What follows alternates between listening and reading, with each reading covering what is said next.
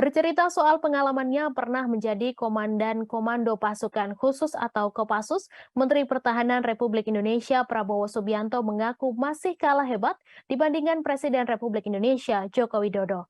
Pujian ini diberikan oleh Prabowo saat Sang Ketua Umum Partai Gerindra itu menghadiri acara pelaksanaan Muktamar ke-16 Persatuan Islam dan Muktamar ke-13 Persatuan Islam Istri pada Sabtu 24 September.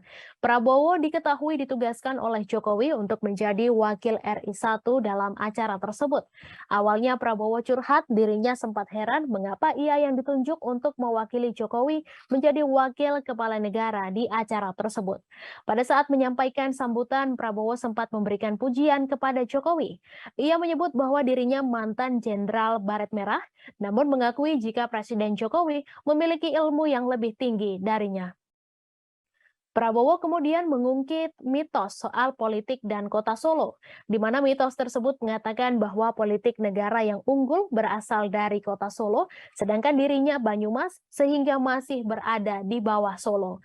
Prabowo juga sempat bercerita bagaimana dirinya selama 10 tahun sempat bersaing melawan Jokowi demi posisi RI 1. Ia menjelaskan setelah masuk ke dalam tubuh pemerintahan Jokowi, dirinya melihat keseriusan Jokowi sebagai kepala negara.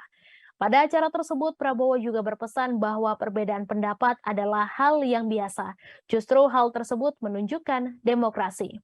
Kemudian Prabowo juga mengingatkan betapa pentingnya menjaga perdamaian. Berdasarkan lembaga survei nasional, sosok Presiden Joko Widodo bermain penting dalam elektabilitas Ketua Umum Partai Gerindra Prabowo Subianto dalam Pilpres 2024. Hubungan baik antara keduanya diyakini berdampak positif terhadap elektabilitas sang Menteri Pertahanan.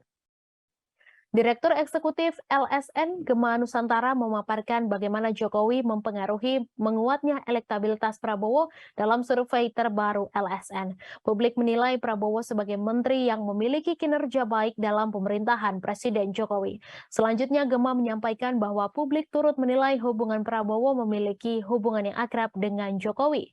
Gema menjelaskan selain sosok Jokowi, elektabilitas Prabowo turut terdongkrak karena adanya kerjasama politik antara Gerindra dengan Partai Kebangkitan Bangsa yang memiliki massa dari kalangan NU.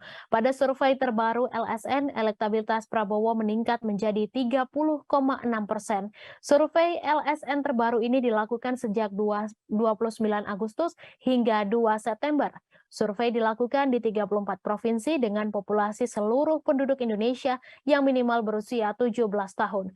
Jumlah sampel sebesar 1.230 responden yang diklaim diperoleh melalui teknik pengambilan secara sistematik random sampling.